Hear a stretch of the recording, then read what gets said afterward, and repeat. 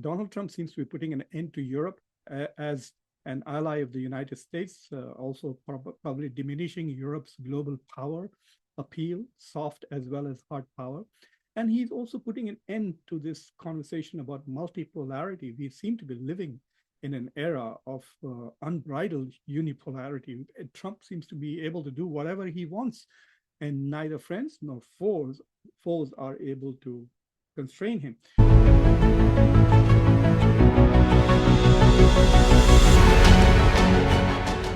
Welcome to Conversations. I'm Muqtedar, your host, and today I'm going to talk about some major developments in the global world order and fundamental realignments perhaps taking place at the international level. And apparently, Donald Trump is doing more in a week than Joe Biden did in maybe 4 years. In fact, it is very clear that he has probably taken more questions and answered them in the first 4 weeks of his tenure than all the questions and all the press conferences that Joe Biden took in the first 4 years of his term. But anyway, Trump is making some major moves. Are they good for America? Are they bad for America? Are they good for the world? Are they bad for the world? We will talk about some of those moves that he has made. One of them, I think, is very, very significant and could have a long-term impact far beyond his presidency on the balance of power in the world. And basically, I'm going to talk about the forthcoming dialogue between America and Russia about the war in Ukraine, and also the panicked response from Europe and what it all means. But before we go into the details of this interesting puzzle, conundrum with very serious implications, please subscribe to Khanversations, like this video, press the bell icon, and don't forget to share this video with your social political network. If you want to support Khanversations, you can do so by becoming a member. And the way to become a member is by joining the channel. There's a button to join right next to the button to become a subscriber. So anyway, tomorrow, the United States will have a dialogue with the Russians. So US Secretary of State Marco Rubio, who is already in Riyadh, US National Security Advisor Michael Waltz, as well as Steve Witkoff, who is now, I think, Donald Trump's go-to person when it comes to negotiations, are all arriving and perhaps have already reached Riyadh today, and Lavrov is arriving tonight. And so there is going to be a US-Russia meeting at the highest level. And there are two things that they are going to discuss. They are going to discuss preliminary, I guess, steps about moving rapidly to ending the war between Russia and Ukraine, but also they will prep for the forthcoming meeting between Donald Trump and Vladimir Putin, which is likely to happen in February itself. So there are still 11 days left in the month. And so you can expect that the meeting is going to happen very soon. It will be remarkable because during the entire term of Joe Biden, there was no such meeting. And during this entire war, there weren't such high-level discussions, even though Lavrov did show up at several G20 summits in Indonesia as well as India. But there were no bilaterals, I think, with Anthony Blinken. So some of the points that I want to make, some of the key points really are this. Number one, well, basically, let me summarize what I'm going to say. Donald Trump seems to be putting an end to Europe as an ally of the United States, also probably diminishing Europe's global power appeal, soft as well as hard power. And he's also putting an end to this conversation about multipolarity. We seem to be living in an era of unbridled unipolarity. Trump seems to be able to do whatever he wants, and neither friends nor foes are able to constrain him. So apparently, without any enhancement in state capacity, Donald Trump has changed the multipolar world into a unipolar world. I mean, some of his pronouncements are not even being challenged. BRICS is dead. I guess the next thing is Europe is dead. So anyway, the first point that I want to make is the location of this peace dialogue. It's not in Europe. It's in Asia. It's in Saudi Arabia. And it apparently not much attention was paid to it in the US media, but apparently it was Saudi Arabia that mediated the prisoner swap between the US and Russia uh, just last week. So Saudi Arabia is playing a role as a peacemaker and a mediator. I find that quite interesting that Saudi Arabia, which is not often considered even as a middle level power because of its fear of Iran and its dependency on the US for security, but it's playing a big role as a diplomatic hub now, given the downgrading of Europe. So otherwise, I think if Joe Biden was doing something like this, it's actually far beyond his imagination. But then this meeting probably would have been in Europe. So the first point that I want to make is the location of it. The location itself is telling. Uh, Look, Marco Rubio's visit was already planned. He was going to Saudi Arabia anyway to discuss Donald Trump's Gaza plan, and he wanted to get there before the Arab Summit, which is, I think, on the 27th of February. So it is quite possible that he's trying to preempt the proposal that Egypt was going to bring to the Arabs, an alternate plan to Donald Trump's Gaza ethnic cleansing plan.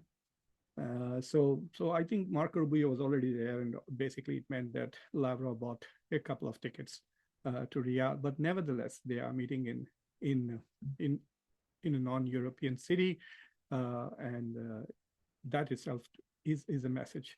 The second point that I want to make, the second and the third point, is that this is a peace process about Ukraine, and Ukraine is not invited to the meeting. This is so unbelievable. It's as if US and Russia are getting together to get their story straight, that they want to make sure that they're both on one page when they meet with Ukraine. I find it just absolutely outstanding that Ukraine is not in Riyadh. No representative, I mean, neither Zelensky nor his foreign minister or an emissary is there. The whole thing is itself a huge message. The message to Ukraine is, you're not an independent sovereign actor. You are dependent on us, and you will do as we say. Whatever understanding we reach with Russia, you will have to accept it. I think that's the message Donald Trump is trying to send to Ukraine. Another major step is the exclusion of Europe. There is no European presence in the dialogue. There is no emissary, no representative. And it's amazing. I mean, in the past, American presidents have pampered Europe so much that if you look at G20, there are many European countries which are part of G20, which all G7 countries except Japan, for example, Great Britain is part of G20, France is part of G20, Italy is part of G20, so is Germany. And then they also add on top of that European Union. So Europe gets double representation thanks to the United States in major events. So the European Union also speaks, and then the French speak and the Germans speak. So there is an overwhelming domination of Europeans. And if there is kind of a vote situation, for example, in G20, then Europe gets multiple votes. And so to me, this is simply stunning that he has simply excluded Europe from this dialogue. His message is Europe is not necessary for major global decision making. That's the message Donald Trump is sending to Europe, that if there has to be peace in there, I will make the peace. And I agree with him, because Europe is one of the reasons why this war is going on endlessly. Europe is not a force for peace when it comes here. They have basically used the United States and abused the United States and used American taxpayers' money to prolong a war which is in their interest, in their vision of a dominant Europe. It's not about a security threat. Russia has not threatened France. Russia has not threatened Great Britain. This argument that, if you take one step, if you let him get whatever he wants in Ukraine, then he will take London next, is a kind of a stupid argument. I have heard this argument before when people would say that, oh, if you allow gay marriage, then the next step will be bestiality. No, we have had gay marriage now for more than 10 years, and there is no uptick in no legal marriages between human beings and animals.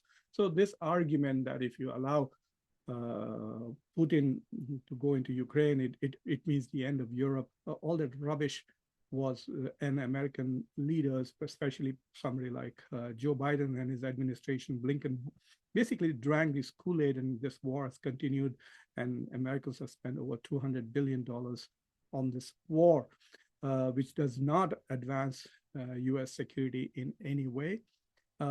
So I think the message that Europe is not necessary is stunning and unbelievable. This is the the trend. If this becomes a habit with Donald Trump to exclude Europe from major discussions with China and otherwise, then I think the message is very clear. Of course, Europe is panicking, and so today the Europeans had a meeting in Paris where they're talking about what to do if Donald Trump is reneging. I mean, this assumption that it is the United States' responsibility to maintain European security is taken for granted, like a European entitlement.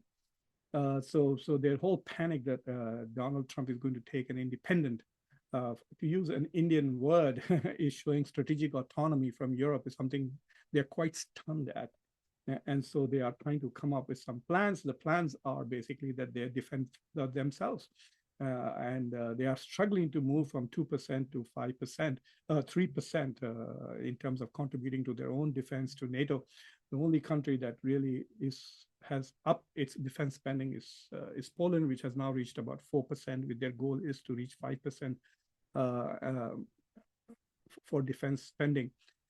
So they're struggling. So there's a lot of talk from Europe, but very little action when it comes to there's talk of creating a European army. Zelensky has asked for a European army, because the sole purpose of a European army, people from France and Spain and England and other places will come together to go defend Ukraine. I mean, it's unbelievable how much Ukraine has been spoiled under Joe Biden's term, that he assumes that the security of Ukraine is as a global public good, and the whole world has to go out there and defend.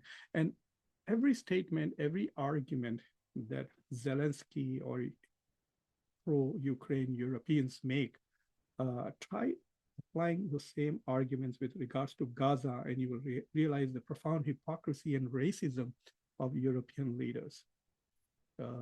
For example, never again will we allow genocide, stuff like that, statements that Olaf made at the Munich Security Conference. And well, he allowed it, and he's supportive, and he's not going to respect the International Criminal Court's arrest warrant on Netanyahu. So we have to take all this moral posturing by Europe with a pinch of salt. And I'm glad that Donald Trump is basically telling Europeans, stand up for yourself. The thing that irritates me most about Europe is that Europe exercises power at the American taxpayers' expense on other countries in the global south, etc. So many European countries will come and bully Asian countries and fully confident that the United States will back them up, or if necessary, defend them. So Donald Trump putting Europe in its place is quite thrilling, really. But there are some serious implications what Donald Trump is doing. There is no China, there is no India, there is no Europe who are invited to the dialogue in Riyadh. It's basically Donald Trump is saying, I'm going to decide, I'm going to make a deal with Putin, and Ukraine will have to accept it. Otherwise, I will simply not support them. But the more interesting development is that there is already talk between Lavrov and I think Rubio. I think there has been overtures about reducing sanctions against Russia. So even before there is peace, like if tomorrow they come out of this meeting between Putin and Trump, maybe at the end of February, and Trump basically announces some reductions in sanctions against Russia and frees up Russian economy, I mean, that would be a bigger blow to Europe than anything else. Europe is on the verge of recession.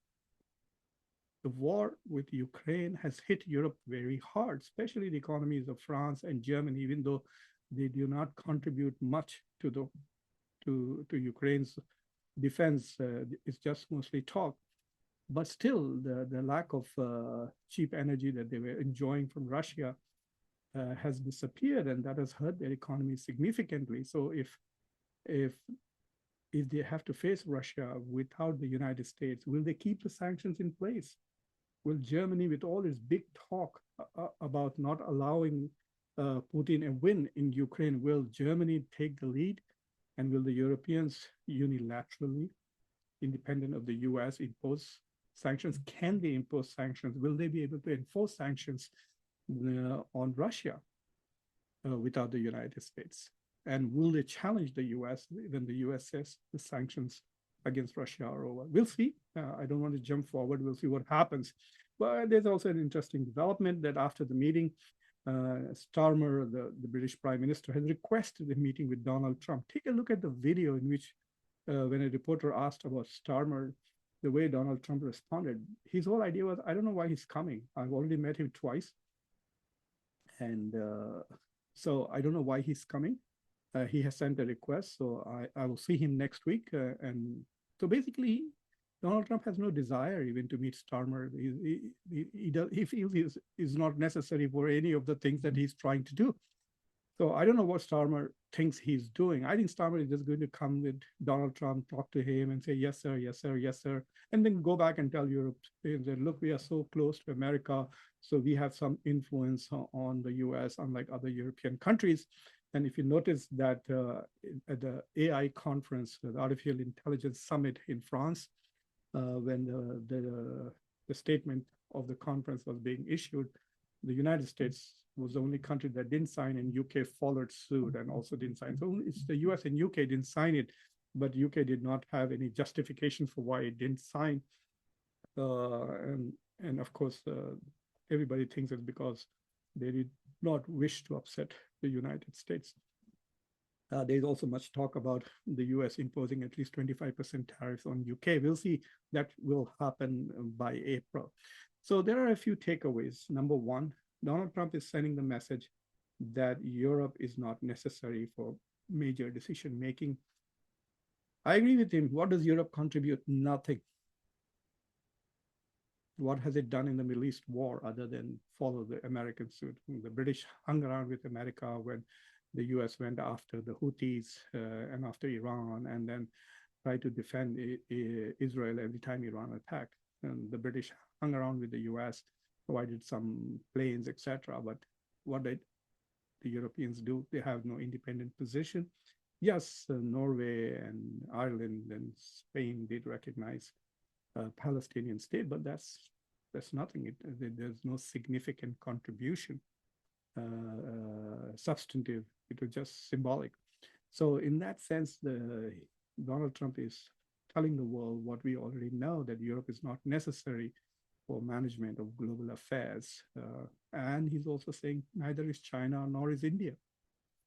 So that's very interesting. When Narendra Modi was here, Donald Trump was asked this question, whether India would play a role in ending this war. The fact that India is not in Riyadh and not on the cards clearly shows that Donald Trump doesn't need any of these players to make his decisions. Now, the question remains is how successful he is going to be. Because if he fails, then of course, both half of America, which is so, shall we say, so focused on prioritizing the interests of other countries like Israel and Europe and Ukraine, will be all over Donald Trump. But we'll see what happens. But for now, Donald Trump is trying to send us the message that Europe is not necessary. And this is indeed not a multipolar world. We are living in a unipolar world. So I hope you found this discussion provocative and interesting. And so please subscribe to Khanversations, like this video, press the bell icon, and don't forget to share this video, and stay tuned because I will be covering this issue. I will obviously observe what happens in Riyadh, and I will share my observations after that meeting between Lavrov and Rubio. But until then, be nice, be safe, and please keep reading the newspapers and read a wide range of newspapers. Read American, British, and Asian newspapers and Middle Eastern newspapers to get a wider perspective and a broader understanding, because the things that are happening today are going to have a long-term impact on the nature of the world that we live in. Take care.